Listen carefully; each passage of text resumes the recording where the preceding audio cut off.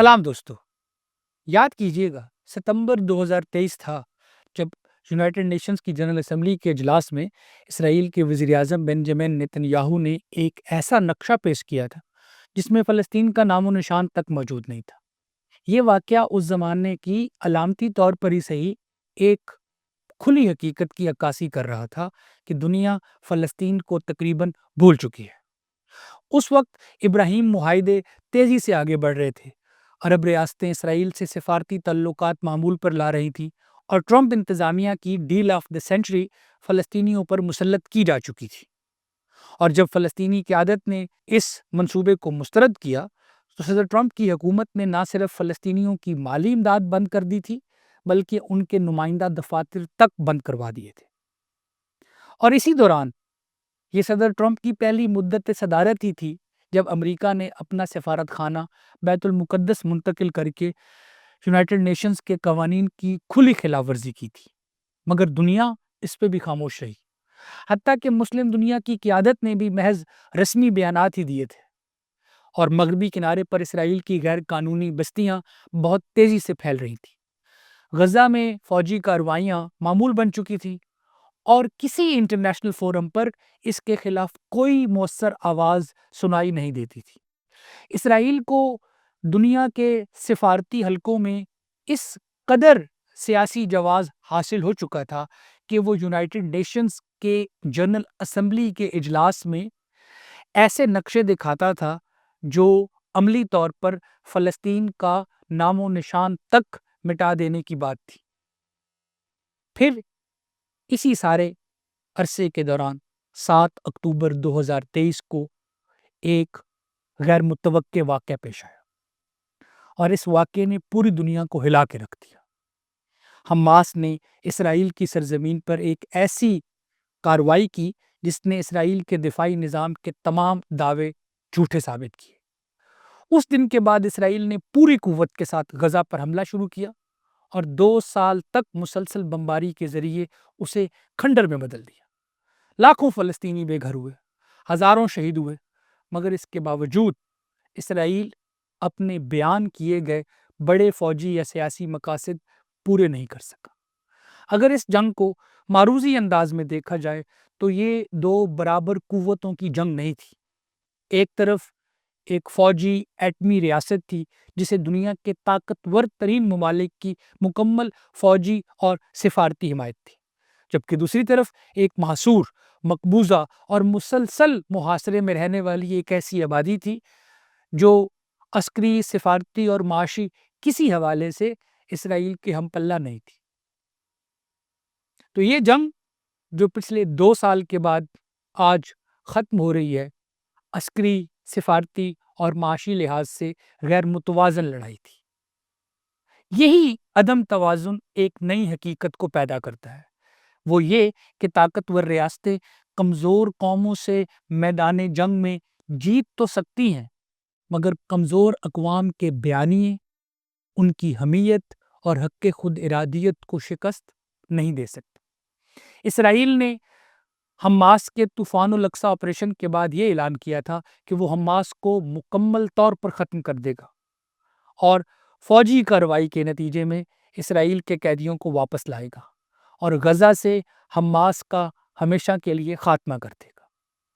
مگر 2 سال کی مسلسل جنگ کے باوجود نہ تو حماس ختم ہوا اور نہ ہی اسرائیل کے قیدی فوجی جنگ میں بازیاب ہوئے، اور نہ ہی اسرائیل کو وہ سلامتی حاصل ہوئی جس کا اظہار اس جنگ کے آغاز پر وزیر اعظم نیتن یاہو نے کیا تھا۔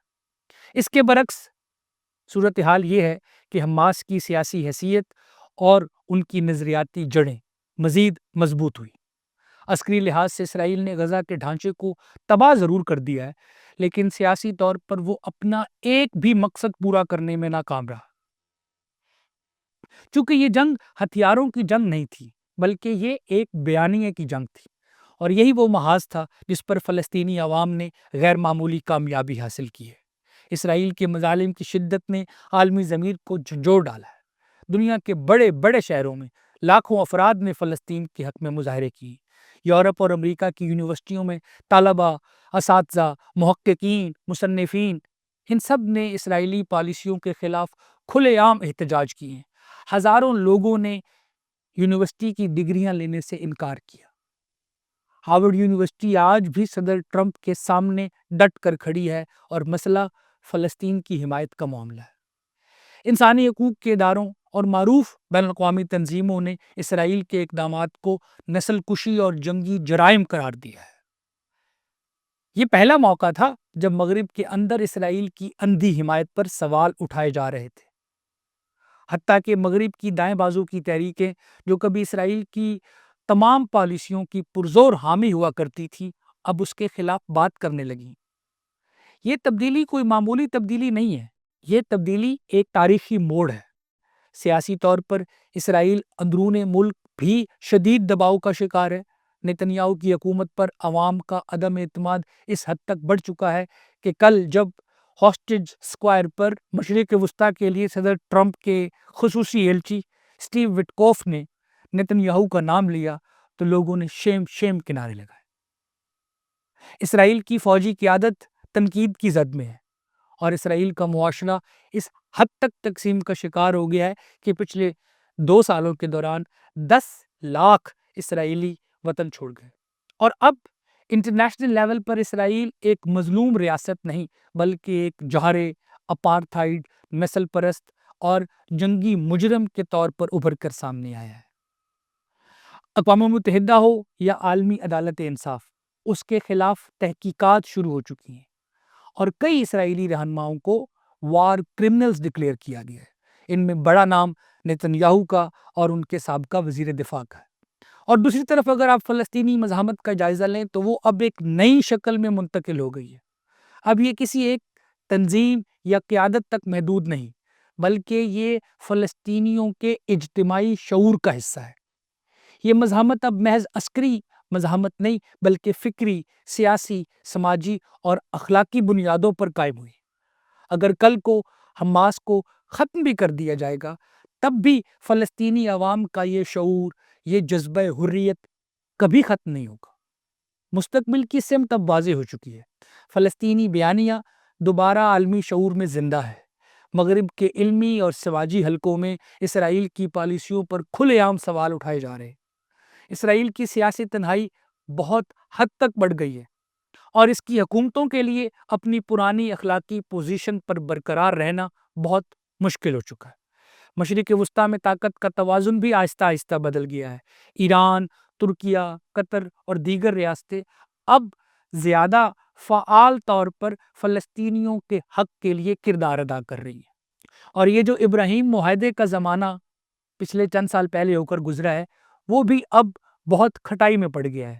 آپ جانتے ہی ہیں کہ سعودی عرب نے اعلان کیا ہے کہ جب تک ایک سوورن فلسطینی ریاست اس حال میں قائم نہیں ہوتی کہ مشرقی بیت المقدس اس کا دارالحکومت ہوگا، ہم اسرائیل کو تسلیم کرنے نہیں جا رہے۔ اور اس سارے پس منظر میں یہ سوال اب پوری طرح جائز اور منطقی ہے کہ کیا اسرائیل کی اپارتھائیڈ سٹیٹ ساؤتھ افریقہ کی نسل پرست حکومت کی طرح اپنے انجام کے قریب ہے؟ تاریخ تو ہمیں یہی بتاتی ہے کہ جب کوئی طاقتور نظام اپنے اخلاقی جواز تک سے محروم ہو جائے اور جب مظلوم کی آواز عالمی ضمیر میں گونجنے لگے اور جب اس ظالم کے اپنے اتحادی اس پر اس کے ظلم سے متعلق سوال کرنے لگیں تو پھر کسی ظالم کا زوال محض وقت کی بات رہ جاتی ہے کہ آ جائے کہ کل۔ جنوبی افریقہ کی نسل پرست حکومت دہائیوں تک طاقتور رہی، وہ بھی ایک ایٹمی طاقت تھی، مگر بالآخر عالمی دباؤ اور اندرونی مزاحمت کے سامنے اسے جھکنا پڑا۔ آپ دیکھیے اسرائیل بھی آج اسی رستے پر چل رہا ہے۔